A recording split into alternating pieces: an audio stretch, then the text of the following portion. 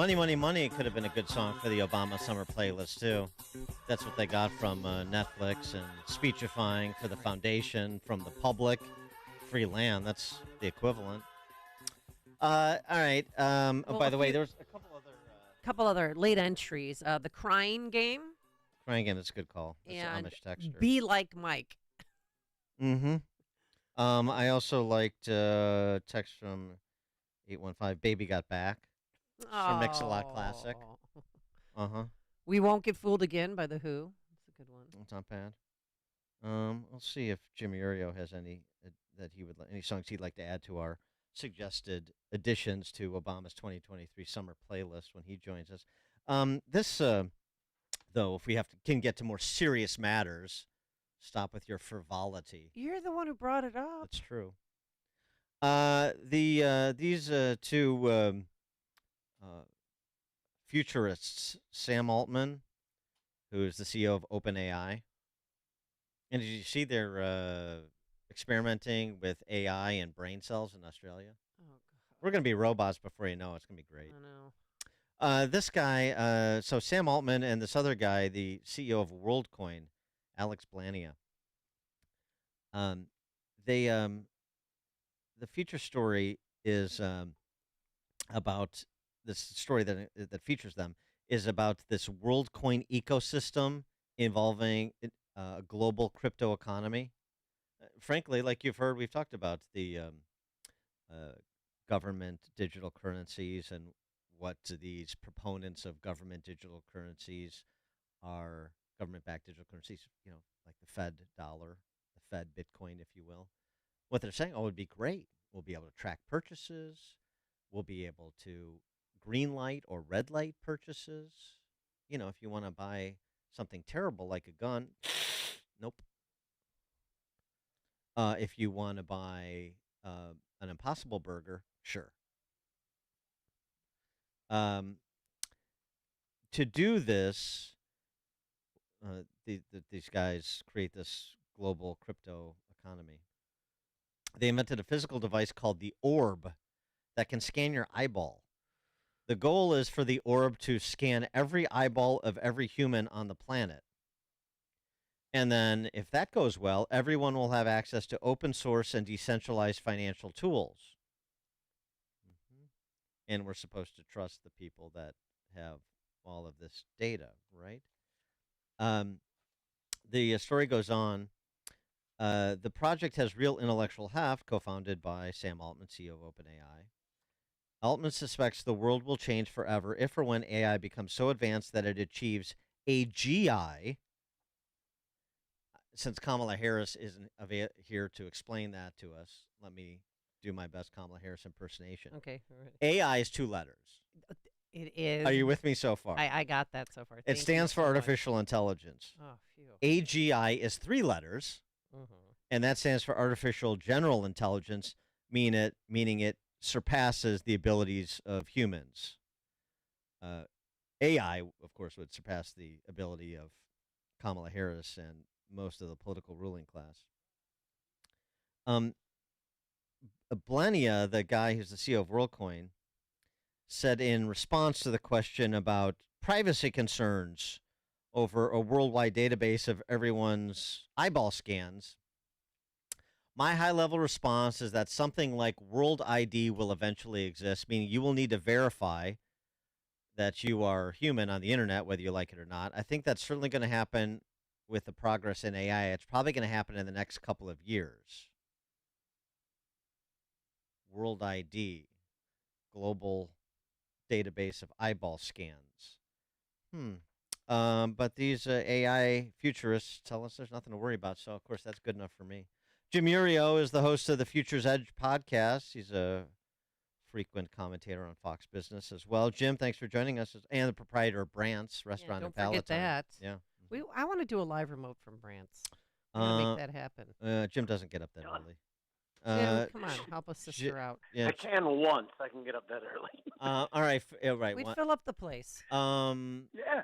All right. First of all, do you have any songs you want to add? Suggested songs you want to add to the Obama 2023 summer playlist? I don't. I need more time to think about it. I'm not a creative guy, just All right. so you know. Um, Let's move on to the other topic. okay.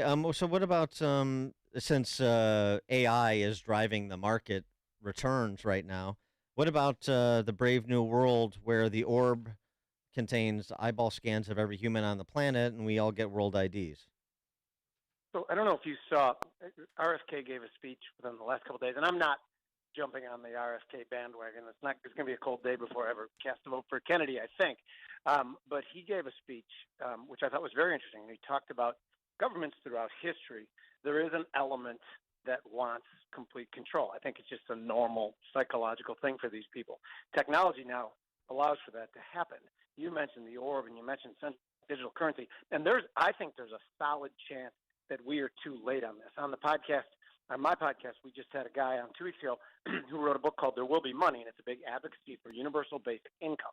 And for those listening don't know, that's just a stipend that everybody gets from the government. The reason we're probably heading in that direction is because it is a perfect gateway to introduce central bank digital currency. Because you don't take it, if you don't get play with the central bank digital currency, you don't get your $10,000 a year or whatever it is. That's how they probably open the door to that. And once they do that, it's literally we give up all our personal liberties. Just look at what happened in Canada, a country that 5, 6, 7, 8 years ago we thought was a sane and normal country. As soon as the trucker strike happened and people started donating to their cause, over 200 bank accounts were shut down instantly and let shut down. And I spoke to a friend of mine who slanted to the left, and he's like, well, they opened it back up again, and the people got their money back. I don't care. If they shut my bank account down for a half hour, that is them sending me a message that any bad behavior will be treated harshly. So these things, this is one of the biggest things that we've faced is the central bank digital currency. AI is part of it. The orb to scan your eyeballs is all part of it. The AI thing, as far as from an investing thesis, by the way, these 7. I'm sorry that I'm ranting, but there's a lot to talk about in this one.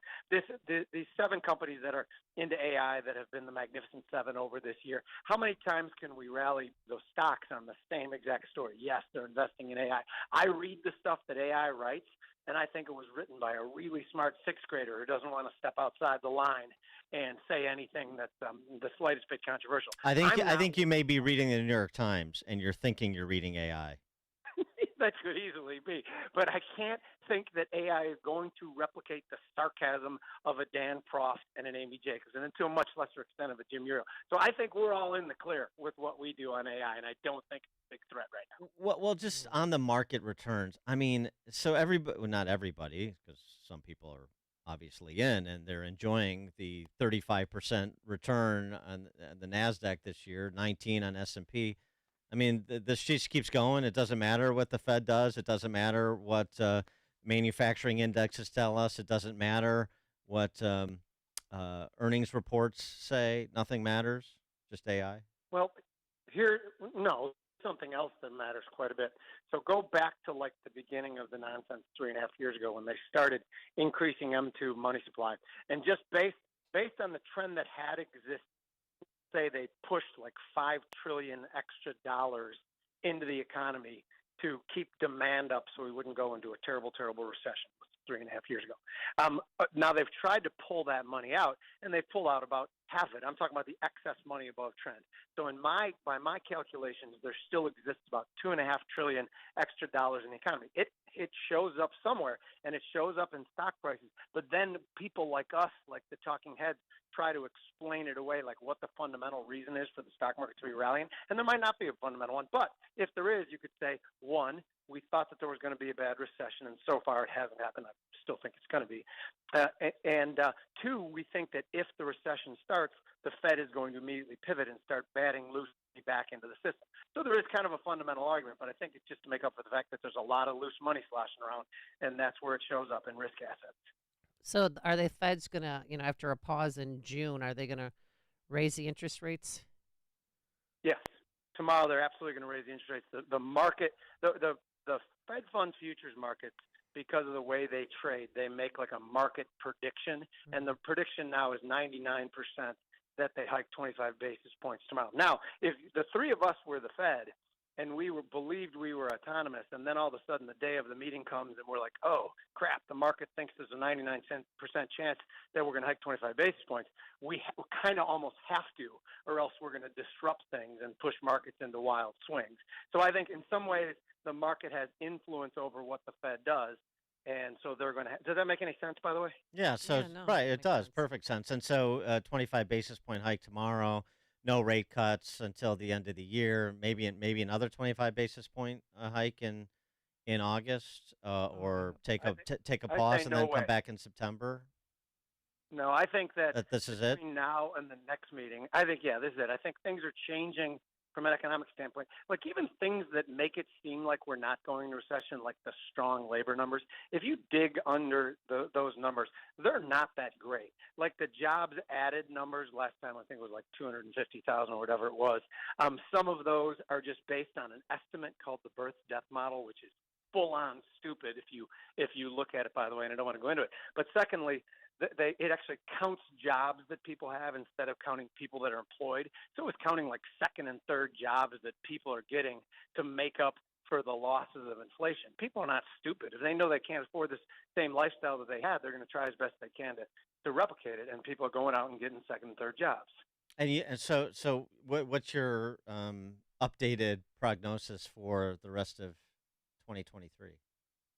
So I'm not necessarily bearish on the stock market because I do think we're going into a recession. I think in the next 6 months there will be a recession, but paradoxically that doesn't have to be bad for stocks because Right. the Fed can then turn around and push money into the system. I do worry that there's something, this might be getting too in the weeds, but there's something called the volatility index, which measures like the volatility of options. But what it's telling us in the most simple fashion is that people aren't pricing risk properly. The market doesn't feel like we could have this big market plunge, a quick market plunge, which I think the more people think that that's impossible, the more likely it becomes. But the good news is these options are cheap to hedge portfolios. And if people don't understand that, I was going to say call me, but I'll give them someone else's number to call, and they'll explain option volatility to them.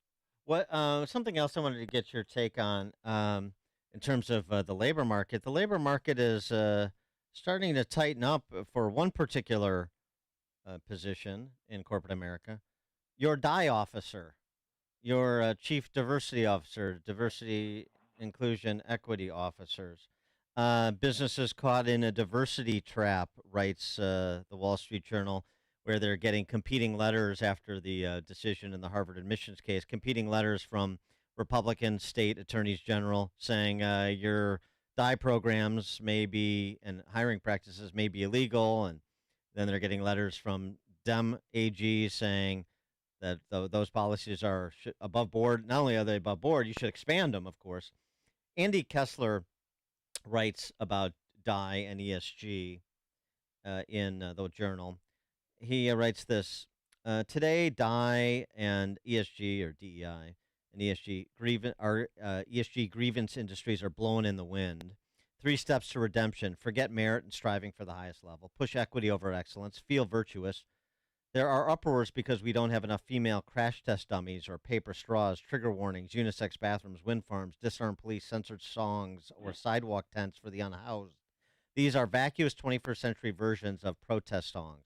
Feels good, does nothing. DI and ESG, I don't see this going away. I see BlackRock trying to do privately now what it was doing publicly, BlackRock and Vanguard and these other big leftist dominated corps. They're going to be less public about it, tamp down the virtue signaling because there's blowback, but they're going to stay the course. They almost have no choice because they're captured by their employees in so many instances in the Fortune 500, and because the folks at the top of organizations like BlackRock, the Larry Finks of the world, seem pretty intent on this path. So the only thing I disagree with is I don't believe there's that much motivation to go private with it. They told us exactly, even when he said he's going to change the labeling of ESG, he was very clear that we're not changing the ESG thing. So there's 2 things I want to say about it too. So the ESG nonsense like, just to put in perspective how ridiculous it is, Tesla was obviously a big, an ESG company. They make electric cars. I thought the left loved the electric cars, right? No, not so much when Elon Musk bought Twitter, and all of a sudden, perhaps he was an advocate of speech that was against the machine. Now, all of a sudden, Tesla gets taken off the ESG thing. Companies like, Exxon are on the ESG thing, but that's another thing. Now, the part about the DEI thing, here was the most chilling moment of the last, call it 6 months to me. The moment I realized that Bud Light and Target, when they went on those different ad campaigns and down that road, they didn't care one bit about the fact that the shareholders and their customer base wouldn't like it. All they were trying to do was curry favor with the government to be on the good list and not get on the naughty list. So this is just another facet of corporatism where the government is so involved with corporations and the business sector that you have to do the right thing or else get the whip. We are going down that road, and it is absolutely terrifying. Jim Iuorio is host of the Future's Edge podcast, regular on Fox Business, and a proprietor of Brant's Restaurant in Palatine. Good ribs at Brant's. Good burgers, too. Jim Iuorio, thanks as always. Appreciate it. Appreciate it. See you guys. Bye. And he joined us on our turnkey.pro answer line. It's what Chicago is talking about. It's Chicago's Morning Answer with Dan and Amy on AM 560. The Answer. Looking to establish or enhance your credit to purchase a new home or refinance your existing home? Then you need to call Team Hochberg for a Fresh Start secured credit card. 26 million Americans are invisible because they have no credit, and 21 million Americans are unscorable because their credit has zero impact on their scores. 47 million Americans can't secure a mortgage because of credit. But I have amazing news. Team Hochberg's Fresh Start secured credit card will help credit invisible, unscorable, and credit challenged listeners establish and enhance their credit. Team Hochberg's partnered with Kane County Teachers Credit Union to issue a Team Hochberg Fresh Start secured credit card to help establish and enhance listeners' credit. We've helped thousands of radio listeners establish, revitalize, and